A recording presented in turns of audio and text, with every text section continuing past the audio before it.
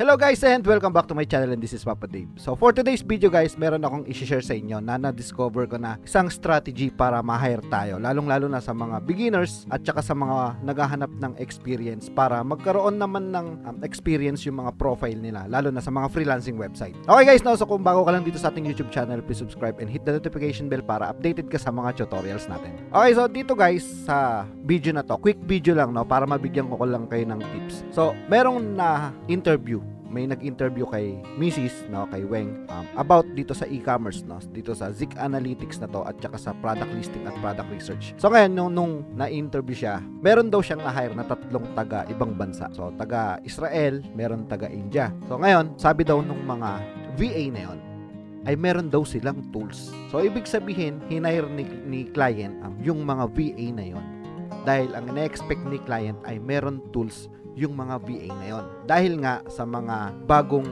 client, lalo na sa mga nag-start pa lang ng mga business nila, na mga client na makikita natin sa mga freelancing website, ay wala silang pangbiling tools.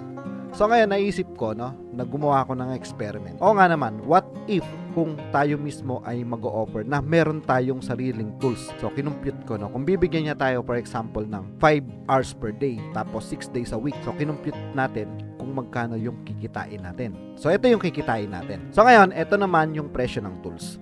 So hindi nyo to bibilin agad-agad. So once na meron nag-hire sa inyo, pwede nyong sabihin na meron kayong sariling access ng Zik Analytics. So for example, titingnan natin yung pricing nito. Okay, so meron price, ito ang pricing ng Zik Analytics guys. Pwede kayong makakuha ng $1 trial. So sabihin na natin kapag na-interview tayo, pwede nating sabihin sa client natin na meron tayong sariling product research tools na Zik Analytics. So hindi na nila kailangan bumili ng Zik Analytics na yon. Pero hindi muna kayo bibili ng Zik Analytics. Ang gagawin nyo, kapag in-interview kayo ni client, sasabihin nyo na meron kayong Zik Analytics para magamit dun sa store niya. Okay, so ang Zik Analytics Pro, meron siyang sa first month ay $14.99. So kung makakakuha tayo ng trabaho sa first month, so 30 days. So kung makakuha tayo ng halimbawa 5 hours per day tapos 6 days a week. Kung kukumputin natin, ito yung kikitain natin. So parang babayaran lang natin yung Zik Analytics, maglalabas talaga tayo minsan, kailangan natin maglabas para kumita. Kailangan din natin minsan maglabas or bumili ng mga tools para din sa mga experience, gagawin lang natin to para makapag-build tayo ng profile para maganda yung maging feedback natin sa mga profile natin sa mga freelancing website. I-offer natin na meron tayong Zik Analytics. So mamumuhunan tayo para ma-hire tayo, magkaroon ng laman yung mga profile natin sa mga freelancing website para sa mga susunod na client makikita nila na meron na tayong experience.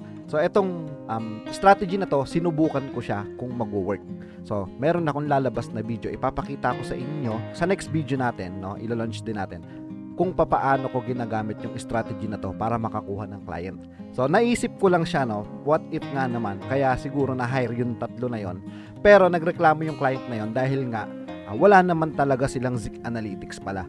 So hindi alam ni client kung saan nila kinukuha yung mga products nila. So yun ang naisip ko, kaya siya hinire ni client dahil meron siyang tools. So ito yung mga magagastos natin dito sa Zik, Sa Zik Pro ay sa tingin ko aabot lang to ng mga $29.99. Pero ang gagawin ko, dahil nga gagamit tayo ng Zik para sa atin mismo, ay kakausapin ko yung Zik Analytics na makakuha tayo ng promo code para once na mag-avail kayo or may mag-hire sa inyo, magkaroon man lang kayo ng discount. So for example, ito meron kayong $4.99 sa first month nyo. Pero sa next month ay aabot siya ng $29.99, so $30.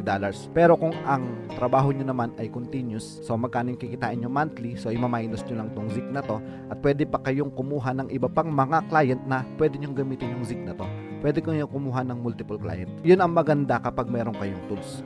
So naisip ko din at syempre nag-work, Sabi nga ni Mrs. meron kami, ito yung interview niya, na meron akong access sa Zik Analytics. Kagaya nitong pinapakita ko sa inyo ngayon, na pwede nating gamitin para magkaroon tayo ng chance na ma-hire ng mga client sa mga ina-applyan natin online. Okay guys, uulitin ko, hindi natin siya muna bibilin. Kapag nag-apply tayo, pwede natin ilagay sa profile natin na meron tayong sariling Zik Analytics na magagamit natin sa paghahanap ng product dun sa client na may interview tayo. So pwede tayong mag-apply, pwede nating ilagay sa proposal letter natin. So gagawa tayo ng proposal letter. I-share ko dito sa screen na to na pwede nyong kopyahin para kapag mag-a-apply kayo, pwede nyo siyang, ayun yung isi-send nyo, no, sa a-applyan nyo. So ayun guys, no, quick video lang, no. Minsan talaga bago tayo makakuha ng mga experience, kailangan talaga natin na magbitaw talaga, no. Minsan bago ka kumita, kailangan mo munang gumastos. Pero ito yung gagawin natin, kailangan ma-hire muna tayo. Pag nasendan na tayo ng contract, saka tayo bibili ng Zik para gamitin sa trabaho na gagawin natin, 'di ba? Para lang magkaroon tayo ng experience, lalong-lalo na sa mga beginners. Pero sa mga pro, sa mga marunong na sa inyo, pwede nyo rin gamitin 'to, no? Kung sakasakali na meron kayong multiple client or pwede kayong mag-apply ng iba't ibang mga client na pwede nyong sabihin, i-offer sa kanila na meron kayong sariling Zik Analytics. Dahil Zik Analytics talaga yung ginagamit pagdating sa mga product research tools. So yun guys, kukontakin natin yung Zik Analytics, hihingi tayo ng promo code para magkaroon tayo ng discount sa pagbili ng tools nila. Okay guys, no, sana makatulong sa inyo yung video na to. Quick tutorials lang para diskarte lang, no, naisip ko lang. So next video natin ipapakita ko sa inyo na gagamitin natin yung strategy na to para makakuha tayo ng client. Sana nakatulong sa inyo yung video na to. So yun lang po at maraming salamat.